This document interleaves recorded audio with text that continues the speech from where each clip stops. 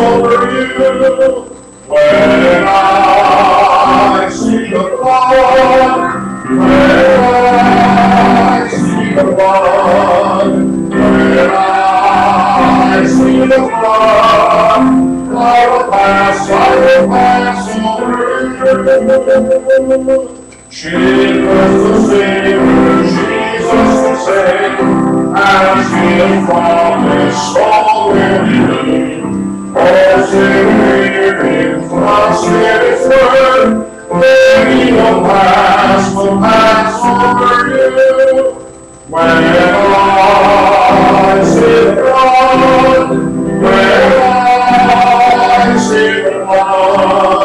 when I see the blood, I will pass over you.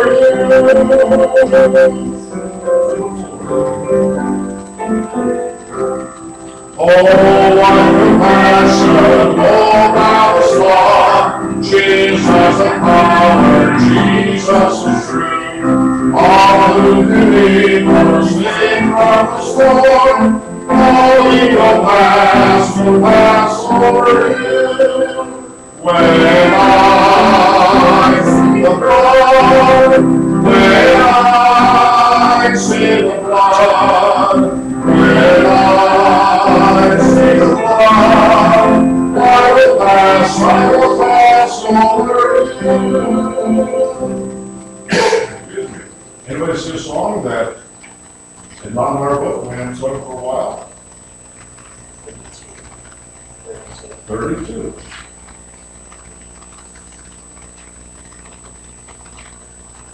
Okay, no, I thought we were going to 32.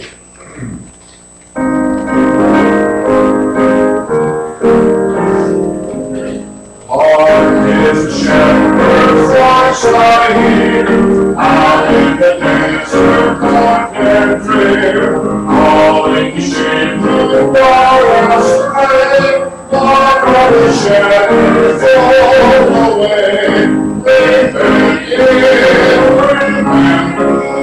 bring them in from the fields of sin, bring them in, bring them in.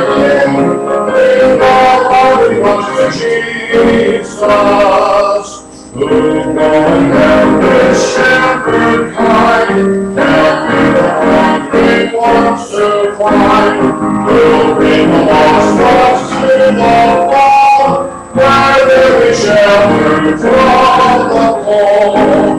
Bring them in, bring them in, bring them in from the fields of sin. Bring them in, bring them in, bring them because Jesus has done.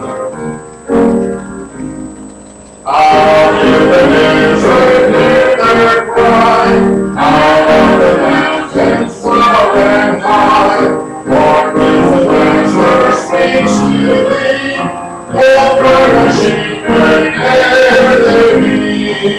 Bring them in, bring them in, bring them in from the fields of sin. Bring them in, bring them in, bring them on to Jesus. We got a short book, so we'll pass it out.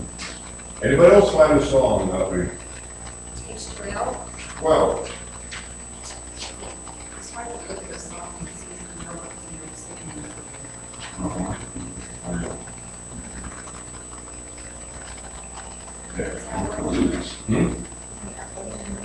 Oh, I cried what? That's about an everyday sun period and all that. Well, Vanessa.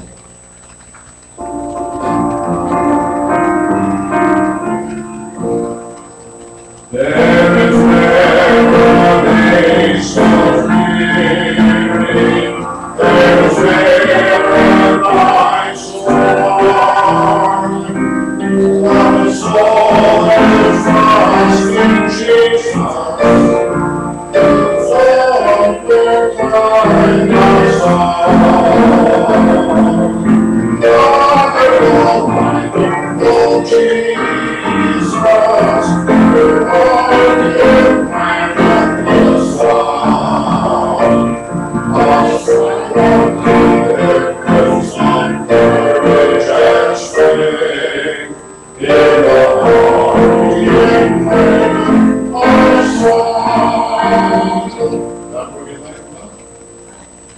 Just go a little higher when we see the top to. Oh, just the last? Okay. Last stanza.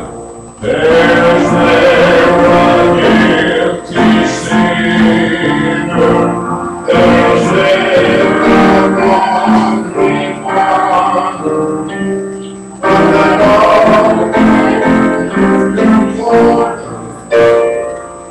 Jesus Christ His Son. Wonderful, wonderful Jesus, for Him and was long. A strong of deliverance and courage and strength, behold Him when was long. I know it. I want to look for the kids. If they find another one.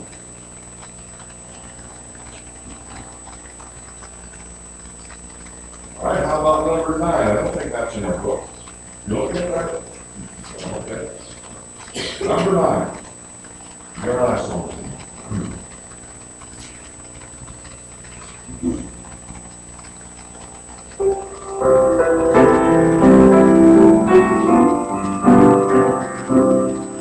The name of Jesus is so sweet, love is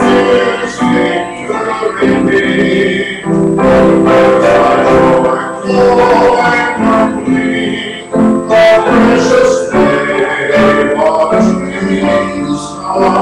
Jesus, Jesus, oh how sweet the name, Jesus.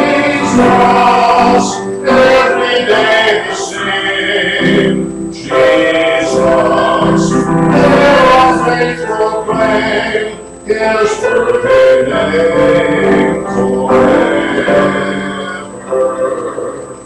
I love the name of Him whose heart goes full and grief and bears the mark, full and grief. I love the name of Jesus, Jesus, oh how sweet the name, Jesus, every day the same, Jesus, all saints proclaim His perfect praise forever. So last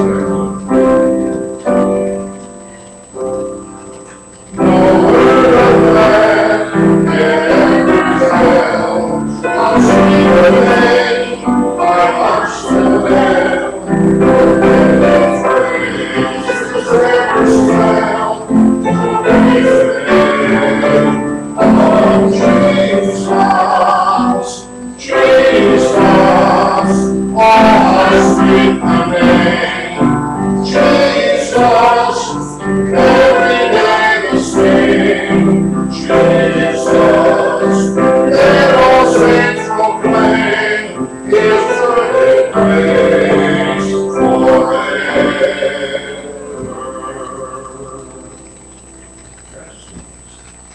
Father, we thank you for this. Thank you for blessing this time we have gathered together, worship together, pray that you be with us now as we were to study it, and just thank you for both you come to know that you are faithful in the promises. Promising you've given us life in this world is beyond comparison.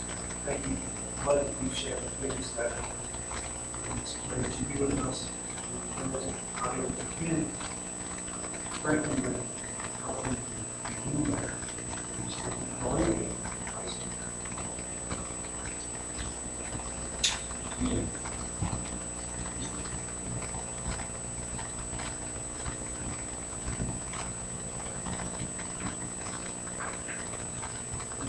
Last week we read a little bit, about half, I guess, Matthew 24, if you remember, talking about the return of Jesus, or the fall of Jerusalem, or the end of the world, and the questions that were asked. And Jesus began with the first they asked, which was, when will this temple fall apart? They brought Jesus to the temple. It was actually at the temple. They said, look at the temple, if you remember. Jesus said, well, there won't be one stone left on another. They couldn't imagine that or couldn't fathom that, so they figured that when that happened, sure, that'd be the end of the world, but it was not. That happened in 70 AD. That's a long time ago. And some reports tell us that Titus, who was a Roman leader, the Titus in the Bible, but he was finally finishing up the war which his dad had started on the Jews because his dad went back to Rome to become the emperor, who had died and replaced him. So Titus was in charge, and he, according to some records, said, don't get into the temple. But they were so mad the Romans told them they lit it on fire anyway. Maybe the Jews lit it on fire, we don't know for sure what. But because there was so much gold, it melted down into the rocks, and that's one reason why they would divide the rocks and split them apart because the gold and they intermingled with that, and Jesus was right. He knew that.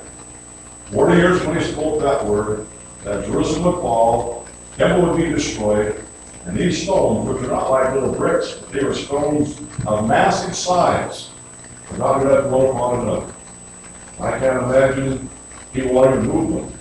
If you say, I want to move a piano, up that piano up or down the stairs, so I'm busy that day. Well, no, thank you. But these were stones that would be massive, would have that kind of weight to them. But they were gone. And I've never read it. Some never reads, I'd like to know what happened to the stones. I presume they put some other building somewhere, carved out somehow, because the Dome of the Rock Mosque sits on that flat surface where the temple used to be. Now, as we mentioned last week, some were thinking that all these signs about wars and rumors of wars and earthquakes and false teachers and all of that was the end time. When you read that over, you find that was to the 70 AD Jerusalem destruction. And we know that because it says, if you're in Judea, get out. If you're in a housetop, don't go back and get stuck, get out of it. Hope it's not on the Sabbath day, or in the winter, or the Jabalabian. In the Babian time, I guess, when it comes to Judea and all of that, it wouldn't fit in any of the situation with the fall of Jerusalem, and that's what it's talking about. We read a few of the things that pertain to that, false teachers and all that, if you remember. Let's pick up at Matthew 24 and verse 30, and we are looking toward the second coming of Christ. And so we're thinking, well, he will probably tell us about things going to happen. California's going to fall in the ocean. Chicago Cubs going to win the World Series or something. That would be a miracle, I guess you might say. But it doesn't happen that way. It just eerie. When you get to the last part, looking for the second coming, there's almost nothing about, well, here is something, war or tumult or atomic energy or anything like that. It just is not there. And there's a reason why, I think. And there are yet some signs that you will look at. The verse 30, then shall appear the sign of the Son of Man in heaven. 24:30.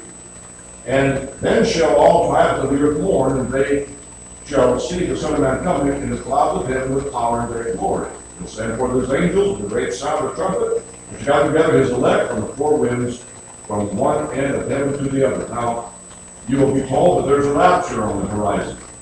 The Lord's going to come take all the righteous away. And there'll just be busting, will crash, and teachers missing, and there'll be sudsy water, and the mom who's been washing dishes is not there, because they're all raptured. I don't know what this says. This says that he came, first of all, took the wicked in this sense, and then he'll gather all the righteous when he comes again, and it won't be secret. It says every eye, we'll see in later Revelation, it says here, those that are against him will see him, and they will mourn for the enemy. So, no secret rapture. That's a figment of somebody's imagination. And I said, I'll just tell you a parable about a fig tree. When the branch is tender, puts forth leaves, you know the summer is not. Hey, look how the trees are budding. It must be near the season. That's a sign. So likewise, you, when you see all these things, know that it's near even to the doors. If all these signs come to pass, I'll tell you something else, and that this generation will not pass till all these things be fulfilled. Either all things we've been talking about a bit before that, Jewish time within that generation is 40 years, or, in my estimation, what he's saying is the Jews will never pass away. E.W. Johnson seemed to have the same thought. The word generation can mean like 40-year period, like the Beat generation or the Great generation, or it can also mean ethnic group. And I think that is what he's saying, basically, because we're now in the second coming material, and it didn't come within the lifetime of those people. If you remember, they thought it might. Thessalonians were saying, oh, well, is the Lord going to come? And Paul said, well, he's going to come, but it's going to be a while, so get back to work. Don't be idle. You can plant your garden, and you can do your dishes, you can build your house, you can do all these things. The Lord's going to come someday, but go ahead and do the right thing. And I thought, I always liked what Francis of Assisi, they called him St. Francis, always said. When somebody said, what would you do if Christ would come tomorrow? And we were going to work on his garden. I said, well, I keep on going my way. I'm doing what I'm supposed to do. And the Lord's not going to be ashamed of you of him, if you're doing the right thing, even though it might be a mundane thing, because it's the right thing to do. But interestingly, that God preserved this generation. Are there still Jews? Yeah. Did they come back? Did they gain their land? Yes. Amazing that all that happened. And the dead Hebrew language, we have a book, or many books, but you have Messina's book of lexicon of Hebrew words. You have the Hebrew language permanently. You know that if you get Webster's, they come out with new editions every now and then. And if you follow what we usually have this time of year, they'll say that last year they added words to the dictionary. Selfie was one of them. And then we take a picture. And I got into at least tonight I have that President Obama will take a selfie with a couple of the big dignitaries around the world. They thought that was kind of strange that he went to a funeral and took a selfie. I don't know, maybe that selfie is something, I don't know, but that's why I take a picture, and nothing wrong with that, I guess. But it's a new word. Now, there's no new Hebrew words in the Bible. I mean, when we got that Messina's lexicon, the thing had died, and that's all the words there were, and it didn't change. There's no new meanings. Done, over with. But Hebrew revived itself. The modern Hebrew is a little different. It is a changing language, but it's not the same as Bible Hebrew, but quite similar in many ways. So, interestingly, the dead language revived itself. It'd be like saying Latin, all of a sudden came back to life again. You take Latin in school, I guess they still teach it, I'm not sure, but I took a couple of years of it, and you don't learn to speak it like Spanish.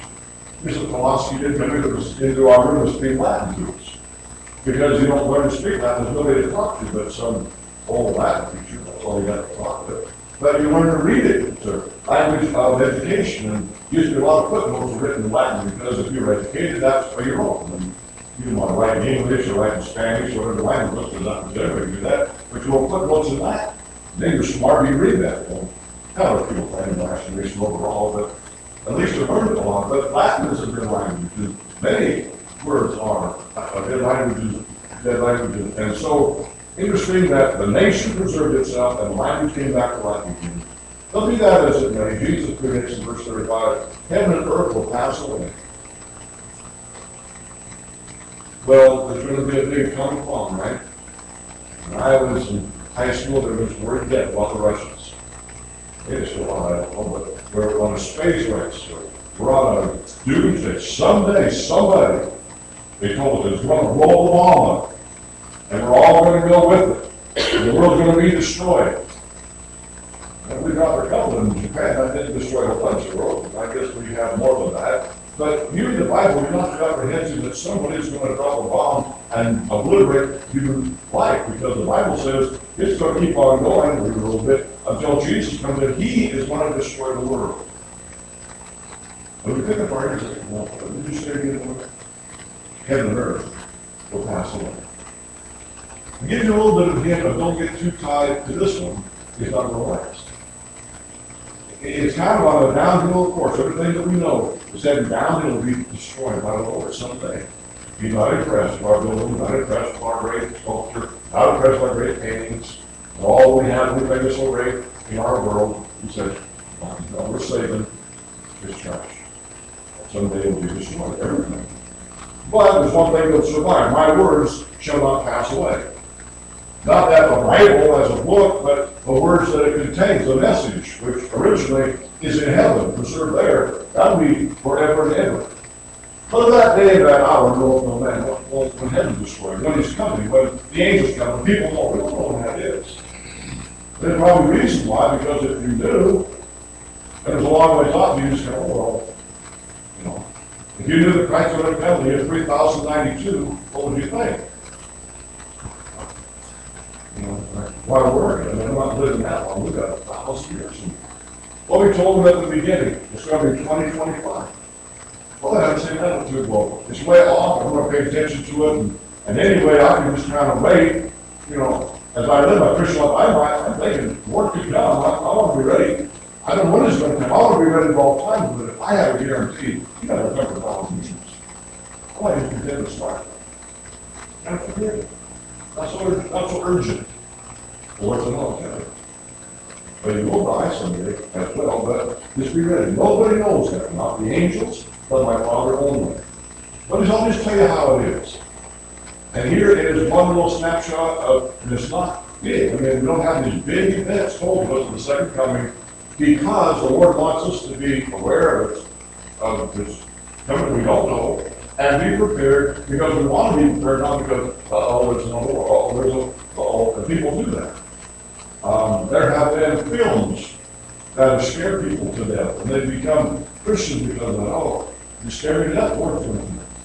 Used to be a lot of them put out back in the 70s. There's a whole rash of them, you know. They even filmed one up there on a bridge here in Des Moines, and the Lord came, and people were ready, and they just terrified everybody, and so they had all the call, got a lot of people, and it wasn't built on anything. It wasn't built on the fact that I want to please Jesus and get ready. It's just I'm scared to death. Oh, I need to be scared, temporarily. So he said, here's the thing. It's like the days of Noah. Did they hear about the flood? Did they hear there's going to be an awful thing in this? Yeah, they heard it clearly because he was called a preacher of righteousness. Did they hear that they were wrong? Did he say, you're too violent? Did he say you're just too immoral? Well, I'm fairly so because he was a preacher of righteousness, says 2 Peter. He told them what was right. They didn't listen to him. Crazy guy building an ark for an unknown flood when it really doesn't even rain that much in this barren area. We're quite a ways from the ocean. If you want to put a boat in the water, should have built way far away down there. And everything's fine. We get up and the climate is good. And the climate was so good. In Bible times, in Noah's time, you could live 900 years. That's what God aging was. But if you get rid of those, you know, an 800-year-old woman, and then they might look like a stranger. Life was great. They lived a long time. Their health was good. Didn't sound like they had very many maladies. Their bodies were pretty close to creation. They were still pretty good shape. Not all the degradations happened, and they weren't worried about anything. All right. You can. And so they just did the thing that they always had done until the flood came. Now that's the way it's going to be when Jesus comes. It'll almost be silence, these contests. Although you'll tell us some things that in the Bible we kind of see will happen, but nothing great and outstanding because he just wants you to be ready because you love Jesus. And he wants you to realize that he doesn't want people just all of a sudden get ready because they just want to cram and all of a sudden be prepared and really want to go to heaven anyway if they have a choice, honestly. Well, the days of Noah were like this. They were eating and drinking, marrying and giving in marriage, until the day that Noah entered the ark. Ordinary. Did you hear? He got to the ark this morning. He did. Strange to say that. You know, he was standing at this door, and there's a big long line of animals. You remember Genesis that God brought the animals? And sure enough, there were 7 pairs of the clean and 2 pairs of the empty. All like elephants and tigers. And you remember back in this time, man and animals got along real fine. There was no animosity. Tigers weren't vicious. We know that because after the flood, God's going to come with the fear of animals about you, and you know, it won't be like it. You'll be surprised. People all think you can pet a tiger and look at them off and bite your hand. They're so different after the flood than was before. Even though they've been in the ark, that's why I put them in the ark. Man, you have tigers and lions and bears and dogs and cats, all in his heart, and they're going to fight and have all, it's going to be terrible and try to feed them, they're going to bite you. No. Every animal care about as docile as your kitty cat before the flood. And the other came, I don't know. I never saw anything like it. It was like a parade. All these animals walked up the damn flag, whatever it was, and walked into the yard. After he walked into the yard, I shut the door. He did. Don't see any rain. He'll be coming out soon, I'm sure. And there was a cloud in the sky, and anything like that. And they went ahead and had their wedding, and they went out and had their party. And 2 days, 3 days went by, and still was pretty good. Finally, a week went by, and they said, you know, you may come out pretty soon. And that was the day it flooded. They had very much warning. They had a preacher warning. They had a message warning, but they didn't have. I'll tell you what, you know this is going to be because of this particular event that's going to happen. They do not. It says 39 until the flood came and took them all away. And that's when the coming of the Son of Man shall be. They kind of get the idea that all these signs couldn't be the second coming because the second coming is going to be almost signless in a great way as far as magnificent things happening. Well, he said, here's the refuge. You will be in the field and you'll be taken one less. You will be grinding and you'll be taken one less. So you watch. You don't know what hour your Lord will come. If the goodman of the house had known and might watch the thief would have come, he'd have watched and not allowed his house to be broken up. Thieves send messages, hey, I'm planning to rob your house next week about 9:30. He just kind of circulate, wait for somebody to case the house and kind of say, well, maybe that's empty or whatever, and then they break in and nobody knows and they leave. And I've read there's some thieves who are good enough to rob a house while people having dinner. In the back door, probably one thing's going on because there aren't quite up here. That's pretty brazen, that's pretty, bold or not, but whatever it is. But we don't know, we're not thinking, well, a thief is coming at this hour, I'm going to be ready for my shotgun or whatever, or the police or whatever, we're a nab as soon as he comes in. He's coming, he's coming. He's left it in our house 2 times in a long time gone by. We didn't know they were going to come, and didn't know they were there, so I wonder where my briefcase is. Well, it was gone. A good thing for God. And it was sort of a grudge out there, I guess I might say, I mean, even in some ways, but they didn't send me any message. They didn't send me, I'm going to do this thing. They just did it. No sign. Lord said, well, that's what it's going to be when I come again. You just be ready. Could be this time. I'm going to be prepared. I'm going to have my burger alarm or whatever it is I'm going to have. I'm going to be ready because when I don't think he'll come, he'll probably come. So be a faithful and wise servant. Now, who is that wise and faithful servant? Well, he's the one that when the Lord comes, finds him doing what he's supposed to do. Or says, here's your job. And he's doing it. Now, people that aren't too responsible kind of put stuff off. I'm probably, I don't know, 11 years old or something like that. And they just said, they're going to go to Milwaukee and want me to mow the grass.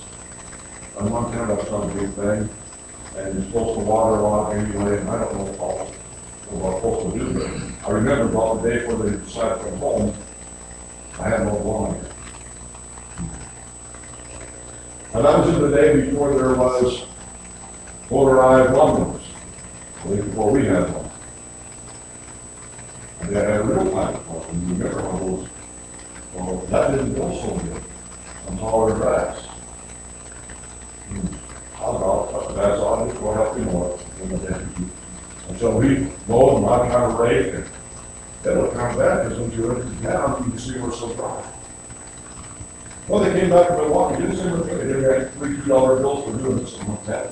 But I felt kind of, I should have been more responsible. So we might have all thought about something. We weren't responsible, we should have been. Well, the worst we can be responsible to be is not be ready when Jesus comes.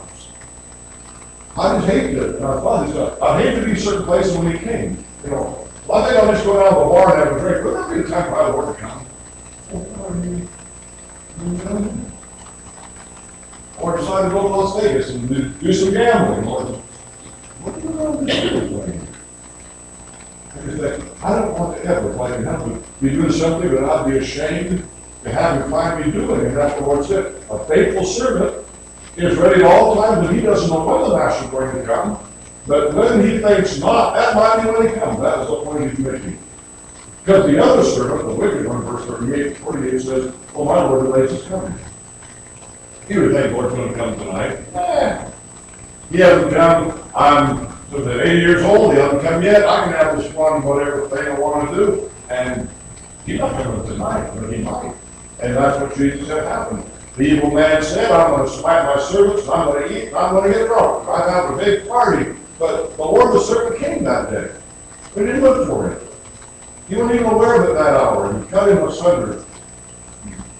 Didn't let him be part of the empire anymore. Gave his pork to the hypocrites in a place where the weeping and gnashing of teeth. That's what Jesus said. And can you just see such a contrast between wars and rumors of wars and earthquakes and all that, and you just say Noah, big deed, you know, what did the people know about Noah? There wasn't any big thunder or anything, or sign of the sky, or anything like that.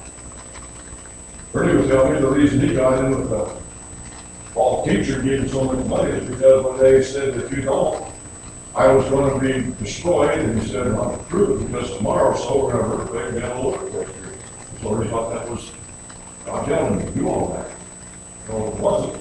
It was one of those things that happened. He decided what even the Bible, he didn't know what the Bible taught him. But, you know, if you had a little sign, I can see why I didn't know an earthquake would convince me, but there wasn't an earthquake. There wasn't anything to convince the people there's going to be a flood. Maybe it's nothing too much. But there's people, there's something coming out when Jesus returns. But if we get out of Matthew 24, we find there are a few of the passage scriptures that tell us of some things that will be happening and some signs will happen. And they're not like really great signs, but there's something that I think are interesting to remind us that we are aware that we're passing toward the time of his return. In 2 Peter 3, we have the first of these signs of Jesus' return, and as I said, there's nothing kind of remind you that he's coming, and yet nothing that will just so make you say, "Well, I just know it's going to be tomorrow or the next day." He said in verse 3 of 2 Peter 3, "I want you to be reminding yourself of these words by the holy prophets, and the words of our Savior himself, actually." Verse 3, "Knowing that there shall be in the last days scoffers, walking after old lusts." Now there's sign number one. Big deal. As far as, there wasn't been scoffers, right? There were no time the Bible didn't scoff at God or his word. The devil scoffed. What? He told you that you can't. Scoffed at that. They scoffed at Nehemiah's wall. They were building in Jerusalem. They scoffed at Jesus. I'm sure they scoffed at Noah, telling about the flood. Scoffers. Always been. But apparently there's going to be even more of them. Would you think with me that there are more people that scoff by a percentage, it seems to you, against God and his word than ever before? Would that seem logical to you? I don't know this. How, in a generation or two ago, was the Bible thought about? Revered. They believed it.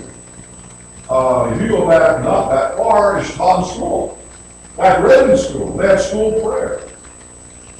And religion is part of our national heritage. Nobody thought about saying, "You can have a Christmas display." What are you thinking? Nobody said, "We ought to take one nation under God out of our pledge." In fact, in 52 or so, somewhere I remember, I was not president, that's when they put it in. But what's it telling you? People had a band of idea that God was part of our nation.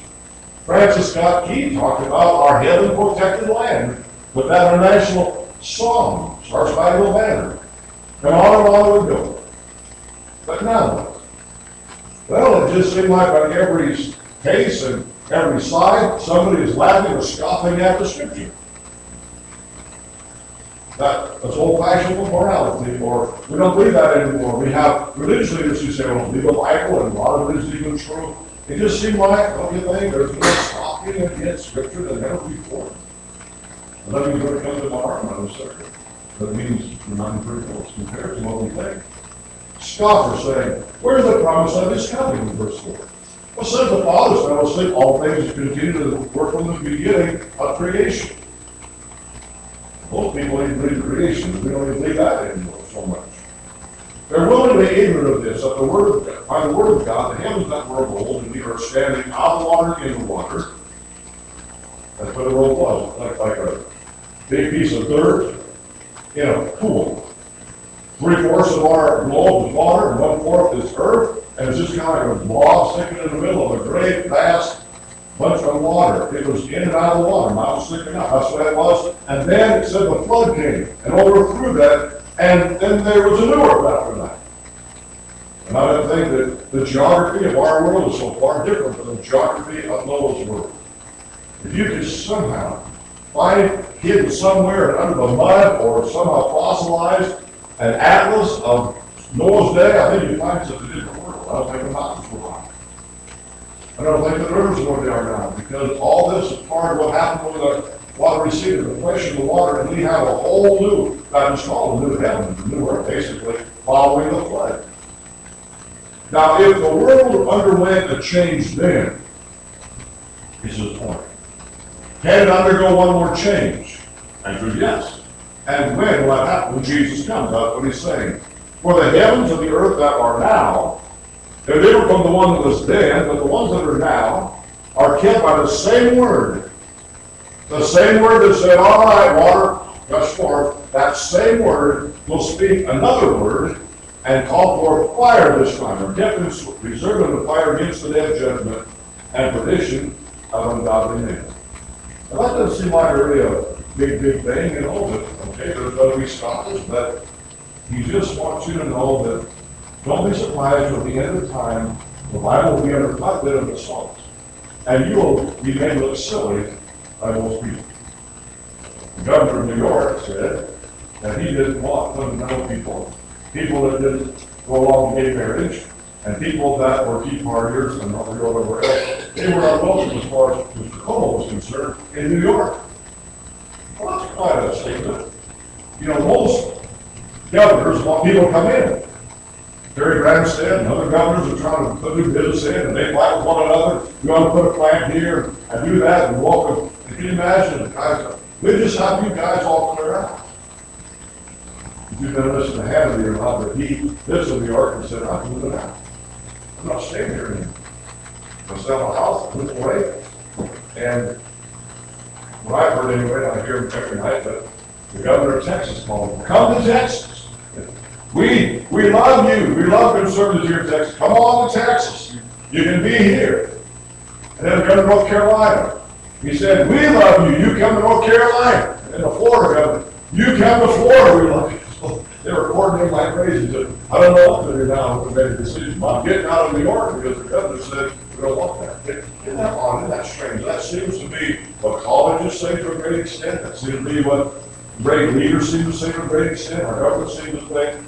You know, what we've got to do is look at and listen to the conversation up and get out a list of people who might be agitating toward right. We don't like right things. We don't like Christianity, and we've got to stop it, and you can't say all these things. It's just unbelievable. I was listening to Bob going to see Mary Ann today, and they were talking about Tulsa. That there was this guy had found on his daughter's door in school in part of Kansas City, one of the Kansas City suburbs, and said how to express your sexuality. I had kissed it from hugging, and it had all kinds of, he wouldn't read it, it said perversion. How many there were 13-year-olds to read all this in our school? And you can't have the Ten Commandments. That'd be terrible. But you can have all this suggestion on it of how wickedly you could express to 13-year-olds don't need any extra help. They don't need any thoughts on that. They've got to work on controlling their hormones at this point, not to say, well, here's how they express it. Here's how we do it. And it must be okay to song song. Well, last I knew they got the sign taken away, and Fox News, a bunch of others came and made a public deal about it, at least in the area, and so that people kind of embarrassed the Board of Education what it was to put that. But isn't that something that we are seeing? An onslaught, it seems, of evil against righteousness. And if you would stand up, and there's one, you sound like you might have been a black man when talking about it, but They just told them, well, if you don't like this, why don't you just go homeschool your kid or go to a Christian school? Like, they don't like it. Now, what would you think if they said it to a black man?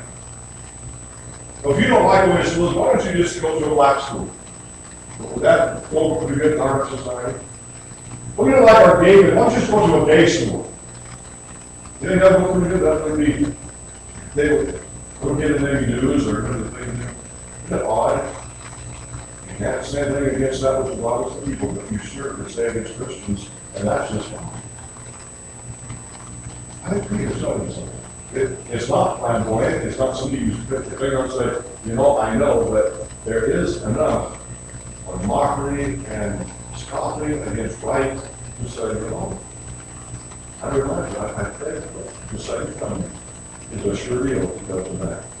In 2 Timothy chapter 3, we have another example of what is going to happen or can happen in the last days if we're close. And again, these are things that you will see a lot of at any point. Wickedness, these sins are just about any place, but they seem to be all coming together in bigger form in the last days. 2 Timothy 3:1.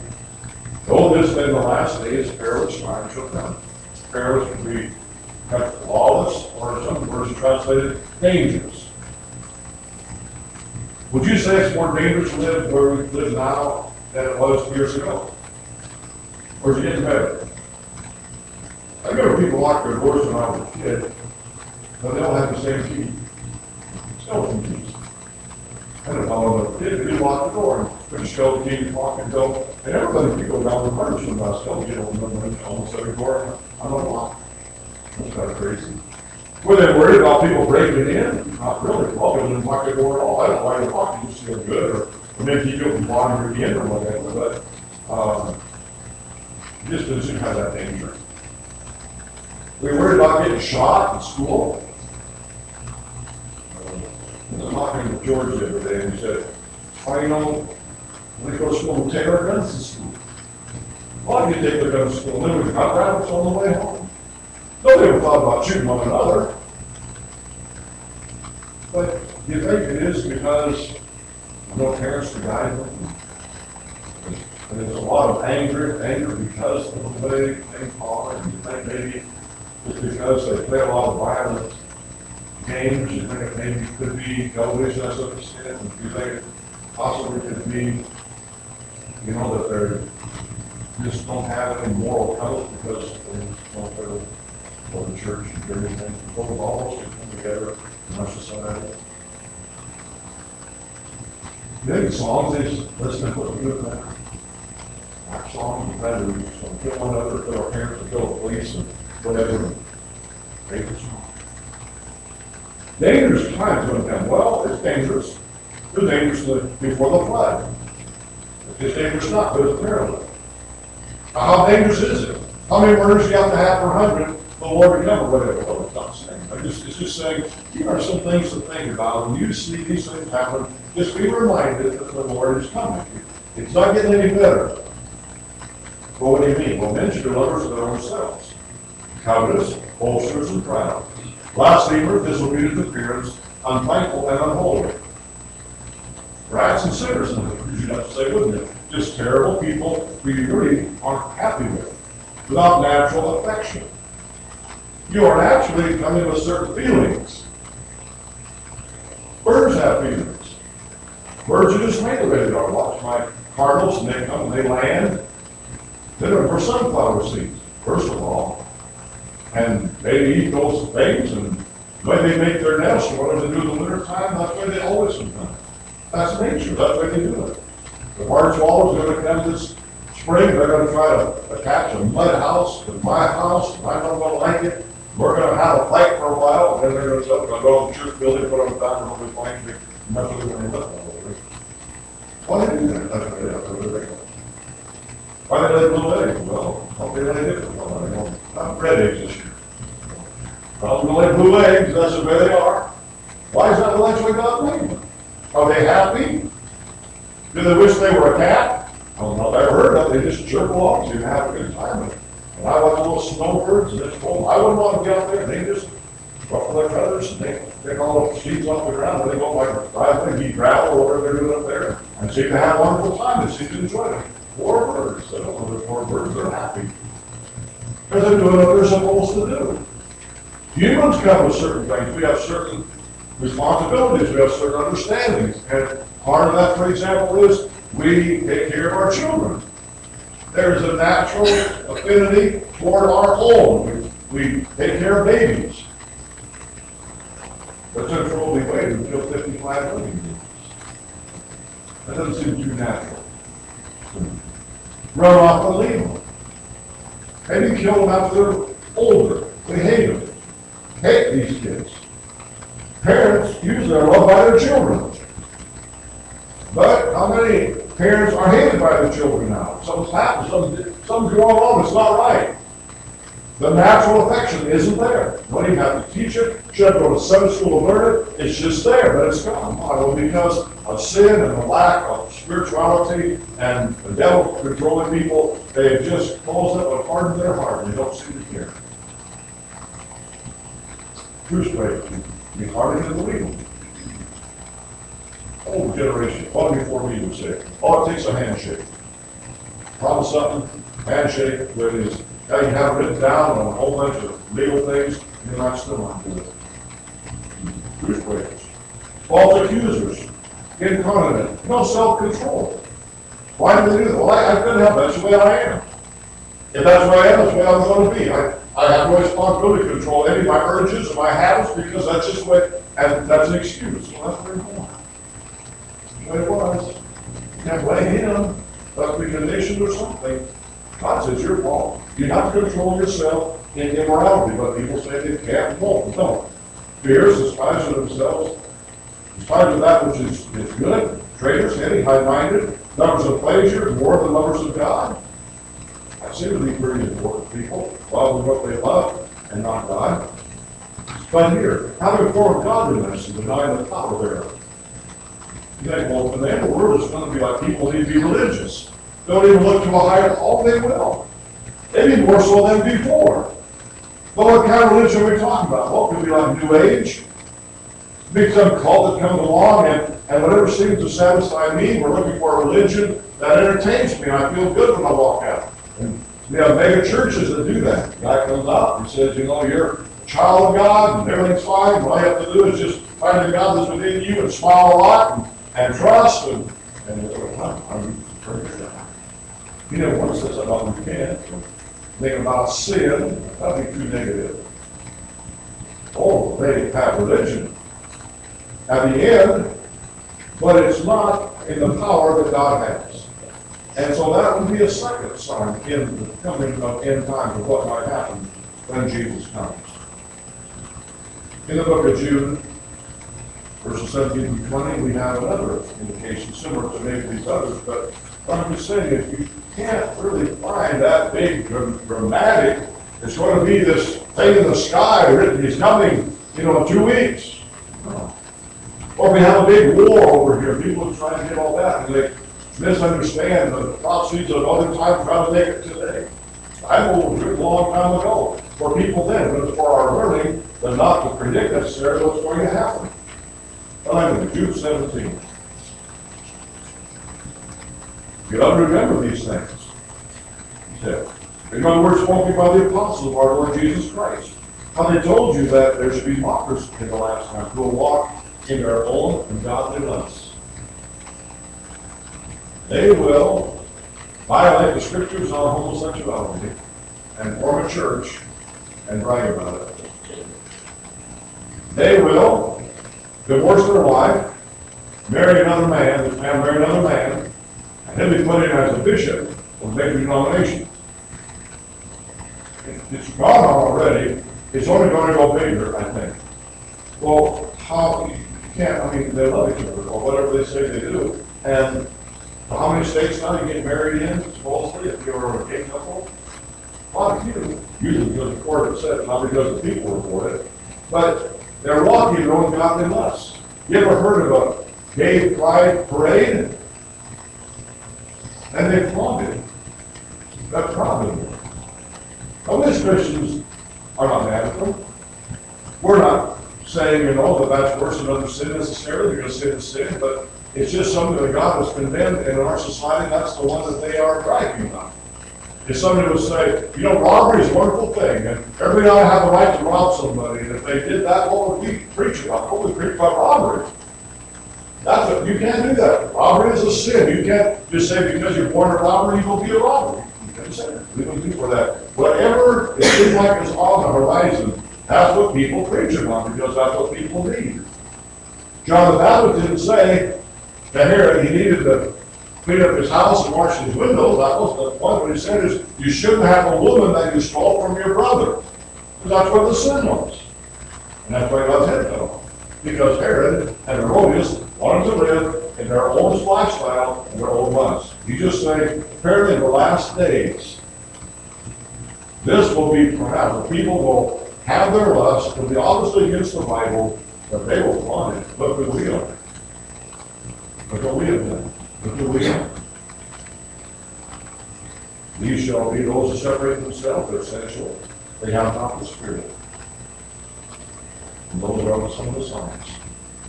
And in closing, in chapter 20 of Revelation, if you remember, God over this time ago, he said in the last days Satan will be released from his bondage. I don't know why. Why would God do that? I wouldn't do that.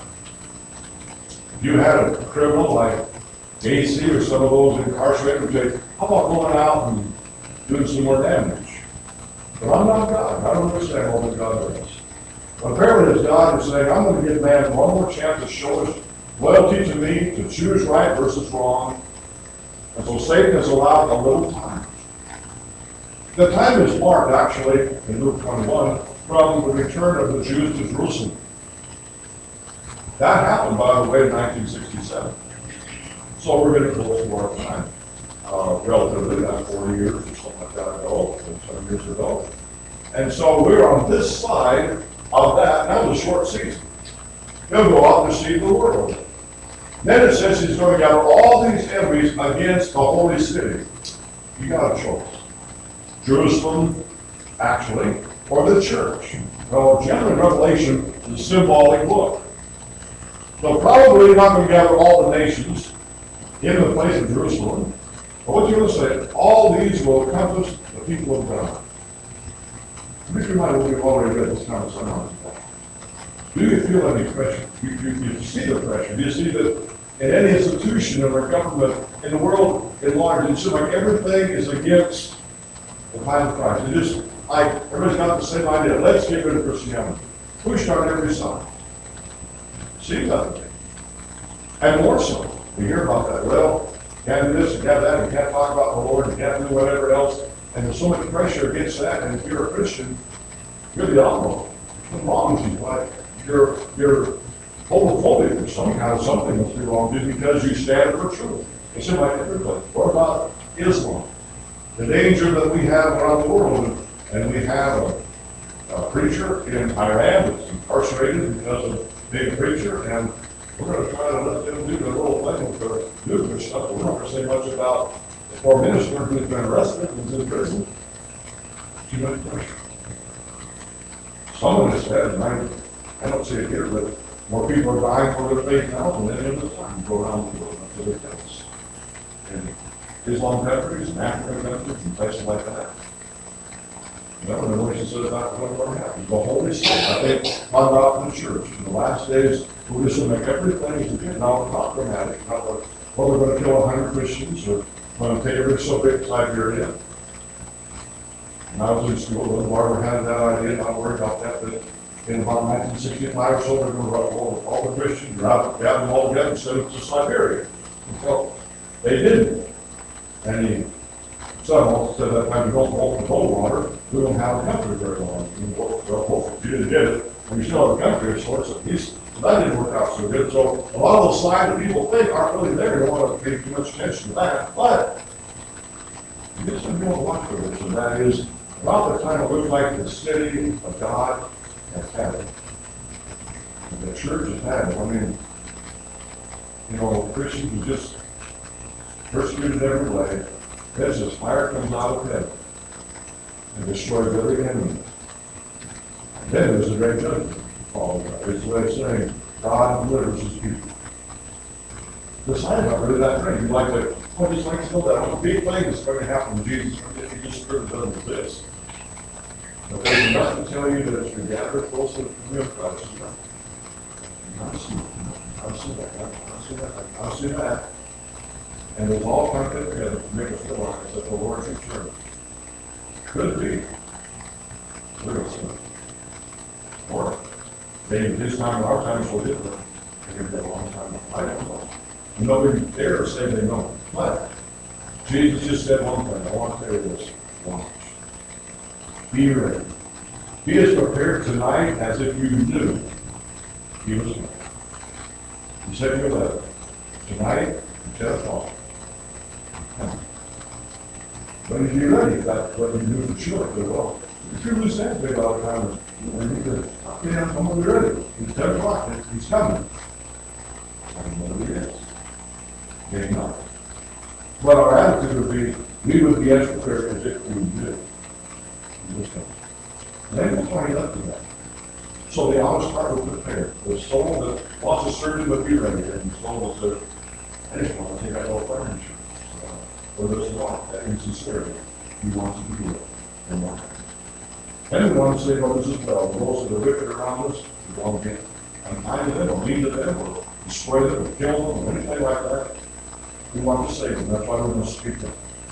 To save our country from sin and save them from eternal hell. That's why we speak. Hopefully with love.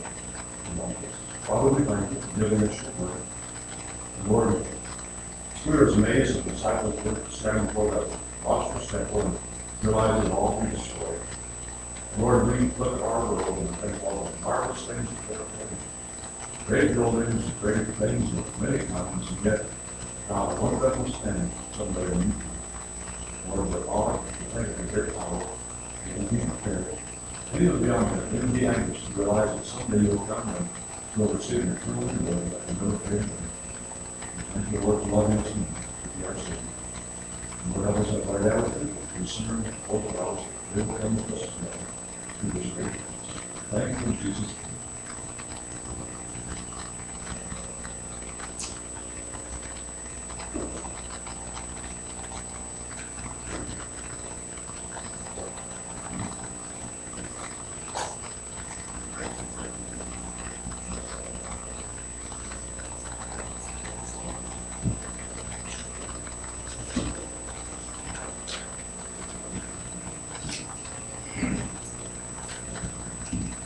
Good evening.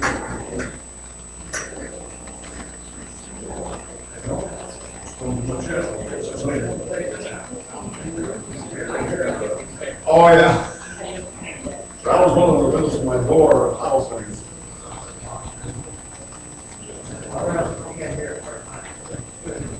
Yeah.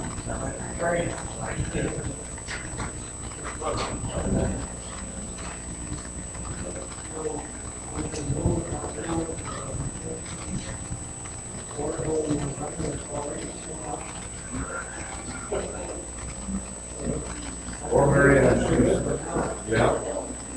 She's Debbie's title because she's going to move. Close the facility for Mary Ann Finance. So, almost.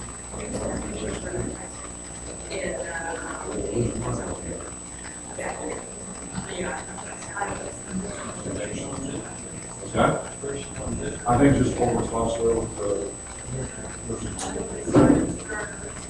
and Lois